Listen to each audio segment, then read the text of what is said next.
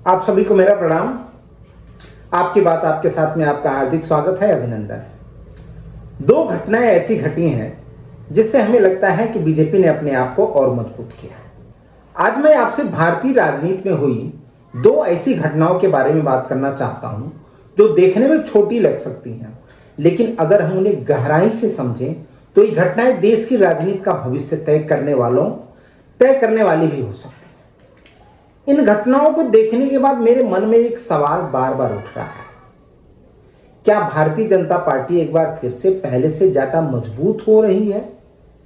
क्या यह संभव है कि 2024 के चुनाव में जो झटका भाजपा को लगा, उसके बाद अब वह फिर से अपनी राजनीतिक जमीन मजबूत करने में लग गई?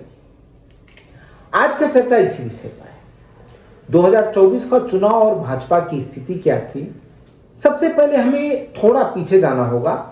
2024 के जो लोकसभा का चुनाव हुआ था उस चुनाव से पहले भाजपा ने बहुत आत्मविश्वास के साथ एक नारा दिया था, 400 पार। अब की बार मोदी सरकार और 400 पार।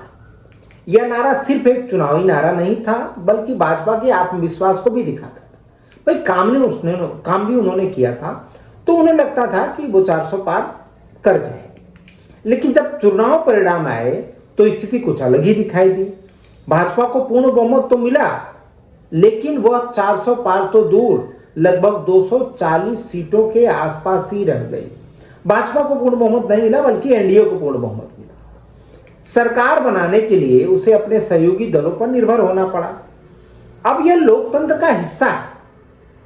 भारत जैसे बड़े लोकतंत्र में कई बार गठबंधन की सरकार बनती है, लेकिन गठबंधन की सरकार के साथ कुछ स्वाभाविक चुनौतियां भी आती हैं। गठबंधन सरकार की चुनौतियां क्या होती हैं वो तो आप अच्छी तरीके से जानते हैं।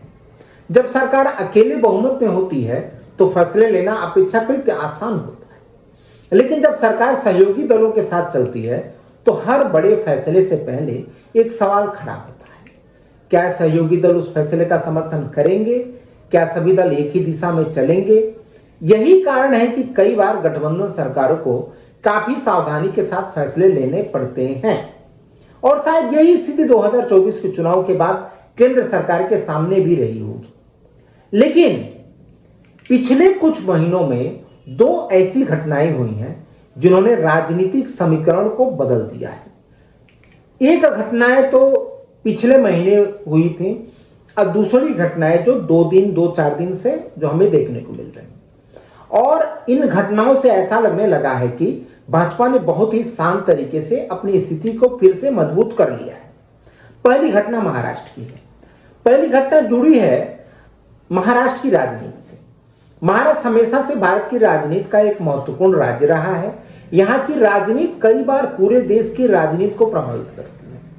कुछ समय पहले महाराष्ट्र के उप मुख्यमंत्री अजित पवार का एक विमान दुर्घटना में निधन हो गया। यह घटना सिर्फ एक व्यक्तिगत या पारिवारिक घटना नहीं थी, यह बहुत बड़ी क्षति थी। इसका असर सीधे सीधे राज्य की राजनीति पर पड़ा। राजनीति में जब कोई बड़ा नेता अचानक नहीं रहता तो उस पार्टी के सामने एक बड़ी चुनौती खड़ी हो जाती है। नेतृत्व का सवाल उठता है। पार्टी को तय करना होता है कि अब आगे नेतृत्व कौन करेगा। इसी स्थिति में एनसीपी के विधायक दलों ने एक फैसला लिया।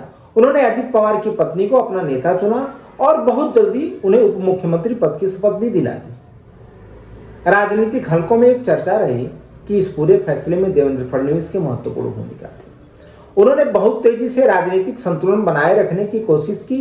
अब अगर हम इस पूरे घटनाक्रम को देखें तो इसमें दो बड़े परिणाम सामने आए हैं। पहला परिणाम, महाराष्ट्र की सरकार पहले से ज्यादा स्थिर हो गई, और दूसरा परिणाम, एनसीपी का एक बड़ा हिस्सा भाजपा के साथ खड़ा दिखाई देने लगा है।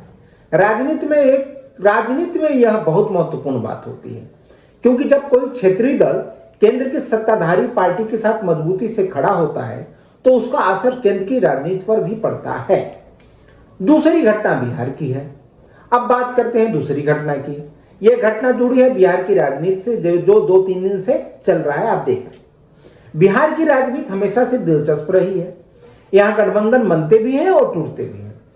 लेकिन 2025 के बिहार विधानसभा चुनाव में एक दिलचस्प स्थिति देखने को मिली। भाजपा और जेडीयू ने मिलकर चुनाव लड़ा। चुनाव से पहले कई तरह की राजनीतिक चर्चाएं चल रही थी। कुछ लोग कह रहे थे कि गठबंधन को नुकसान होगा, कुछ लोग कह रहे थे कि वोटों का समीकरण बदल सकता है। लेकिन जब चुनाव परिणाम आए तो तस्वीरें कुछ अलग दिखाई दी। भाजपा और जेडीयू गठबंधन ने अच्छा प्रदर्शन किया, जबकि आरजेडी और कांग्रेस को अपेक्षाकृत सफलता नहीं मिली।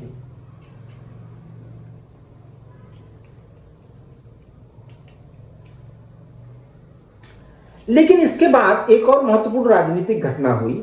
नीतीश कुमार को राज्यसभा भेज दिया गया। अभी वो कल ही नॉमिनेशन फाइल किए, अब वो चले गए। अब यह फैसला क्यों लिया गया, इसके पीछे क्या रणनीति थी, इस पर राजनीतिक विश्लेषकों की अलग अलग राय है। लेकिन एक बात साफ दिखाई देती है, जब नीतीश कुमार दिल्ली की राजनीति में आते हैं तो बिहार की राजनीति में एक नया समीकरण बनता ही है।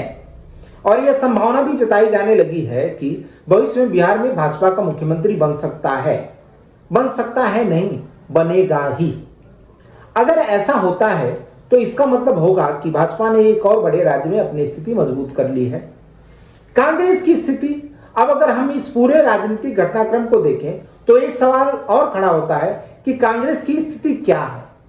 आज भी कांग्रेस देश की सबसे पुरानी राजनीतिक पार्टी है, उसका इतिहास बहुत लंबा है, लेकिन वर्तमान राजनीति में कांग्रेस कई चुनौतियों का सामना कर रही है। कई बार ऐसा लगता है कि कांग्रेस को यह स्पष्ट नहीं है कि उसे आगे किस दिशा में जाना है। वह कई मुद्दे जरूर उठाती है, लेकिन अपने समर्थकों के सामने एक मजबूत राजनीतिक संदेश देने में संघर्ष करती दिखाई देती है, जो उसका अनवरत यह चालू है। और यही कारण है कि कई राज्यों में कांग्रेस धीरे धीरे कमजोर होती दिखाई दे रही है। आगे क्या होगा पता नहीं, हो सकता है कांग्रेस बूम कर जाए या हो सकता है कांग्रेस और नीचे जाए। अब सबसे बड़ा सवाल यही है कि आने वाले समय में देश की राजनीति किस दिशा में जाएगी। क्या भाजपा इसी तरह राज्यों में अपनी पकड़ मजबूत करती रहेगी? क्या कांग्रेस अपनी रणनीति बदल पाएगी? क्या क्षेत्रीय दल भविष्य की राजनीति में निर्णायक भूमिका निभाएंगे? इन सभी सवालों के जवाब आने वाले वर्षों में मिलेंगे। लेकिन एक चीज तो है, हम आज की स्थिति देखें तो इतना जरूर कहा जा सकता है कि महाराष्ट्र और बिहार के इन दो घटनाओं ने भाजपा की स्थिति को पहले से ज्यादा मजबूत किया है। राज्यों में भी उसकी पकड़ बढ़ती दिखाई दे रही है और केंद्र की सरकार भी पहले से ज्यादा स्थिर नजर आती है। अब आने वाले चुनाव और आने वाले राजनीतिक घटनाक्रम ही तय करेंगे कि देश की राजनीति किस दिशा में आगे बढ़ेगी। धन्यवाद, नमस्कार, प्रणाम। मुझे लगा यह बात आपको शेयर करनी चाहिए, क्योंकि अब जो YouTube पे चर्चा हो रही है वो चर्चा ऐसी हो रही है कि बिहार का मुख्यमंत्री कौन बनेगा, बिहार का उप मुख्यमंत्री कौन बनेगा, नीतीश जी आएंगे तो उनको यहाँ पे कौन सा मंत्रालय मिलेगा नहीं मिलेगा, वो ठीक है, अलग बात है। बट भाजपा ने अपनी स्थिति मजबूत की है, इसमें कोई दो राय नहीं है। आपको ये मेरा वीडियो, मेरा विश्लेषण अच्छा लगे तो आप इसको लाइक कीजिएगा, शेयर कीजिएगा और मेरे चैनल को सब्सक्राइब जरूर कीजिए प्लीज। नमस्कार।